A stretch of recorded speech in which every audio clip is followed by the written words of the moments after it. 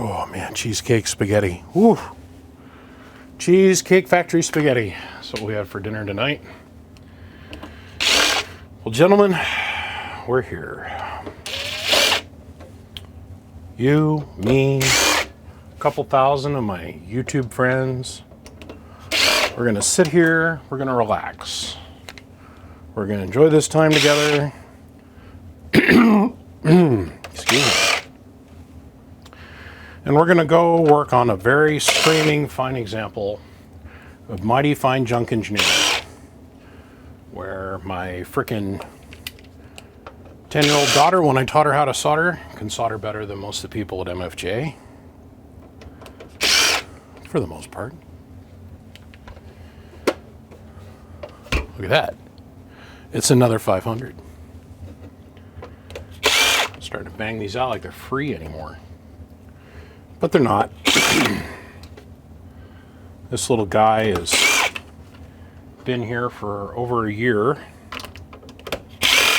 waiting for me to have free time, which I don't even know what that is. Waiting for me to have a look at it. According to the owner, this is his backup to a backup, right? He says, I am absolutely positive I've burned some transistors. I've had caps disintegrate.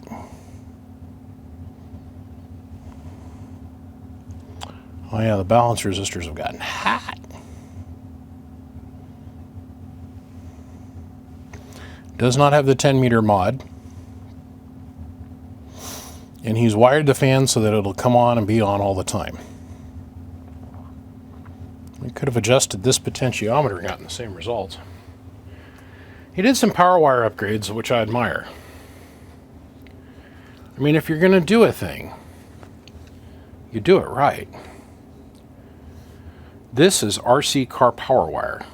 This is high, super high strain count, very, very finely regulated material of metal, of copper and nickel and silver plate, with a silicone jacket on it. This stuff is the shit. I cannot improve on this. This is good wire. I admire that. He says it has Toshibas in it, and I want to keep Toshibas in it. And if you need to replace some Toshibas, don't worry about the cost. I said, yes, sir. No problem, sir. I'm on it, sir. This is an old one. Usually a sticker on the back. It's gone. Let's see. Past quality control. 9/1 of 1994.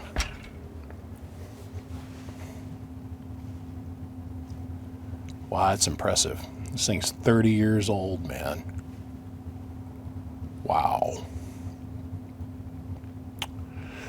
Well, I think what we should do first is hook it up.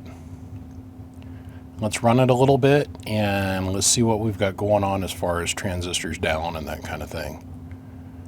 I don't see any real obvious signs of any transistors being bad, but we'll know as soon as we hook it up. Just put a little shmew to it. We'll see what happens. So give me a minute. We'll get the power plug hooked up. We'll get the radio or the dummy load hooked up, the radio and the foot pedal, and we'll go from there. Okay.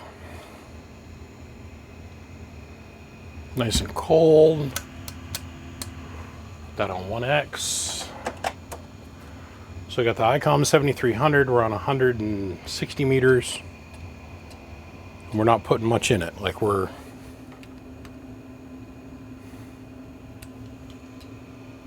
Okay. A very small amount of power on AM. So...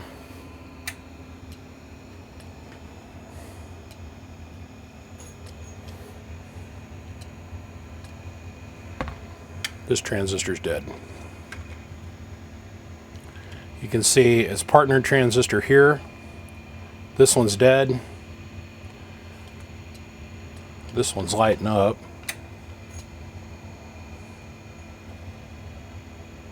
And so is its partner over here. So, I mean, good transistor, dead transistor. This really isn't the best angle. Come here. Oh, yeah. That's a little better. So, good transistor, bad transistor, right? Those two are lighting up. This one's dead. So, this is simple. We'll finish doing the power wire upgrades here in a minute too, because we'll go and we'll put ferrite on these two leads and put some heat shrink on it. And then we go in here, we'll just take this off, and we'll remove this flyback resistor, and we'll pull this transistor and pull that one. We'll desolder everything. Make sure all the solder joints are nice and clean, and then we'll put this back together, and then I'll come over here and I'll pull this board up, and we'll replace these two output balance resistors, which you can clearly see are smoked as frig. So not a problem, easy peasy, pitter patter, let's get after her. The sticker reads 9/1 of 94. Quality control passed. So that means this amplifier was built 30 years ago to the day. To the day. Today is 9/1, by the way. At least it will be by the time I'm done with this amp.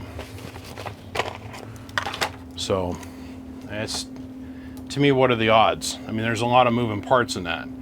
This thing got built, went out into the world, went around, did a bunch of stuff, then broke, then got here, and then just magically by chance, I finished up a lot of my RO work, and now I'm doing pickup work. And just by chance, to the day, 30 years from when it was born, it was here to get repaired. To me, it's amazing. It's just me, though. I think I'm probably the only one on earth that thinks that's fascinating. I think it's pretty neat. Okay, so here are the two transistors that came out. This one came from the far hole, and this one came from that hole. So this is the one that should be good, but we'll test. But it's a Russian phrase that Reagan used. Trust but verify here. Well, you're going to test but verify here.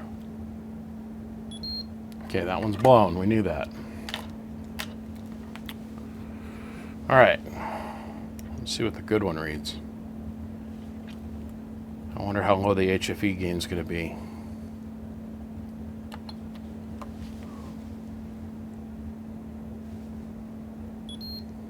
$77. Holy smoke, 77. Woo. Let's see if I can find one closer, a match pair that's even close to that. Normally when one transistor goes bad, this one here, it'll drag the gain of the other one down. So that means this guy immediately got up off the key when he saw the power drop off. All right, gain is 77. This is all cleaned up. Pill pockets, I gotta clean them out yet, and I'm gonna wash this real quick, and then we'll put transistors in here. And put transistors in here with new thermal compound underneath them, and then we're gonna do a little bit of power wire modifications, and then we're gonna test it. Oh, and we got to rebuild these, which is not that big of a deal. So away we go.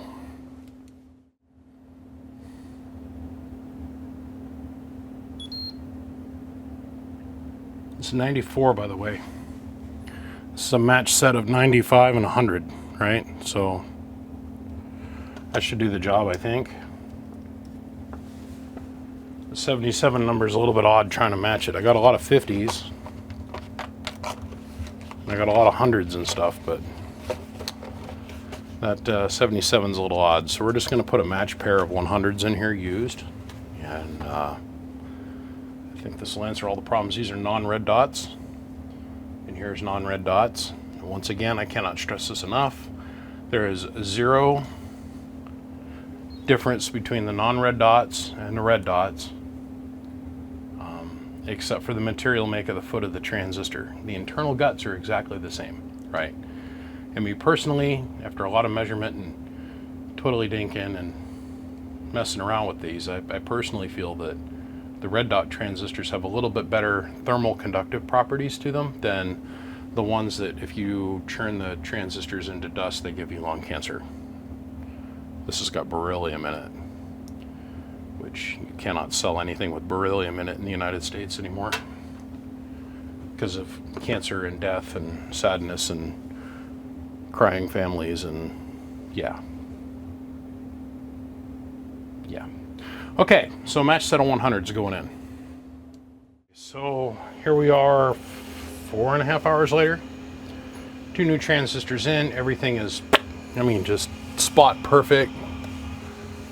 Turn on the spectrum. I want to see what this thing looks like on the analyzer. While that thing is booting, let's see here. Show it on camera. It's a 1,000 watt slug in peak, 1,000 in average, and of course a 5 watt slug in reverse back from the Bird 10,000 watt dummy load. We did all the power wire upgrades, added the chokes, added extra grounds. Early models had a problem with ground, which they addressed in the later models. Yeah, got the output combiner network all rebuilt. 2 brand new resistors in there. Got that all taken apart and put back together. So we replaced these. And yeah. Let's see here, what do we got going on? 1 1 1 1 1 1. Typical. Just typical. Look. Here's the radio drive. Hello, 1 1 1 1 1. 80 watts in. Hello, 620 out, give or take. Hello. You're sitting off to the side. Here, hold on. We'll square you up. Hello, 1 1 1. Hello. Just a hair over 600 watts. And look at this. It's on 160 meters, by the way. Hello, 1 1 1 1 1 1 1. I don't know what you're focused on camera, but the screen would be really cool. Thank you. It's kind of hard to see. Let's see here, there. But all of our work we're doing right now is all the way at the edge of the screen because everybody's got to see like a 300 megahertz or 3,000 megahertz wide. It's redonk. Hello. Hello. Believe it or not, there's a signal there. So let's jump up, and now we'll go to 80 meters. 80 meters. Hello, 1 2. There's the radio. Hello, 1 2 1 2. Here's the results for power output on 80 meters. Hello, 1 2 1 2. Just where it's supposed to be. Let's go up here. Let's take a look at our input. 1 1 1 1 1 1 1 1. Hello. What we're looking at is this right here. Hello, 1 1. Perfect. Okay. So now we'll jump on up and we'll go here. So same test in reverse. Hello, 1 1 1 1 1 1. Perfect input SWR.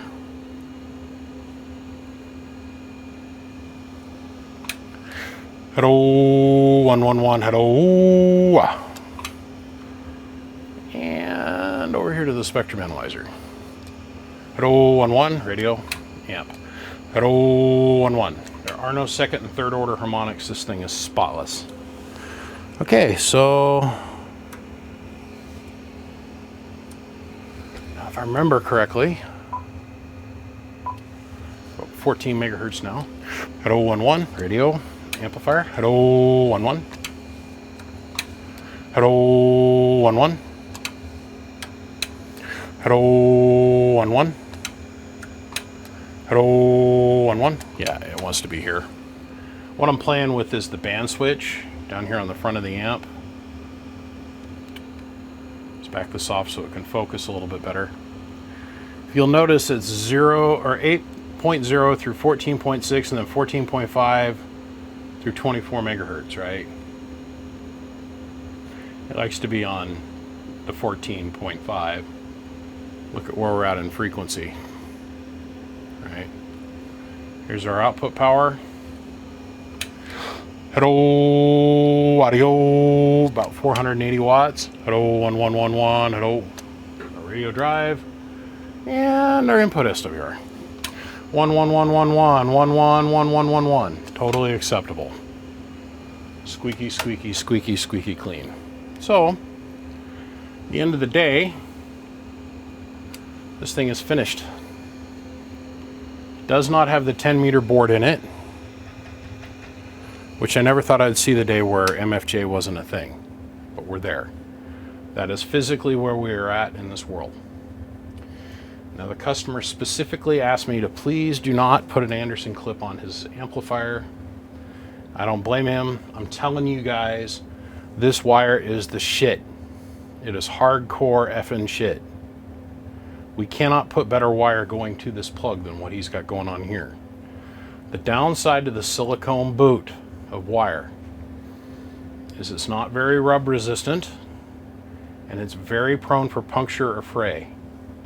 This jacket is super soft. This thing is designed to take a lot of current and get really warm. This wire's here. But we cannot do any better than that. There is no such thing that's better wire than this. Unless we're starting to talk about like helium submerged or nitrogen submerged wire, that kind of thing. Right. Let's go here. And to prove the point that the combiners are all perfect and perfect and perfect more, not even warm, no heat. The rest of the amp, heat. Here, no heat. We're done. Well, gents, let me just start out by saying Penta is running a 5% off sale. So for all of your amateur radio needs and, well, my CB friends, all of your needs as well, if you mention BBI at checkout, you'll get 5% discount on the tube and the shipping price for delivery. But this Ameritron Als-500M is done. It's going home and it is finished. And I want to thank you guys for sitting through this and watching with me as we insert thrust and repeat on yet another one. They're all starting to run together now. You know what I mean? I want to do more of these, so if you've got one of these that's broken and you want me to go through it and repair it and get it back up to snuff and running good for you, that's the number. All right, thanks to my friends at Penta, XS, Siglant, MechMan, Bird, Coaxial Dynamics. Super special thanks to all my supporters here on Patreon. I give thanks for them guys on the daily. Thank you, gentlemen. 30 years ago to the day this amplifier was built, and now it's here to get repaired. To the day. My brain can't get over that. I think it's really super cool. Thank you guys for the thumbs up, the likes, the comments, the continuously staying involved. It always helps with the algorithm. Appreciate you, gentlemen. I am the biggest mud duck in Idaho, and I'll see you. Click, click.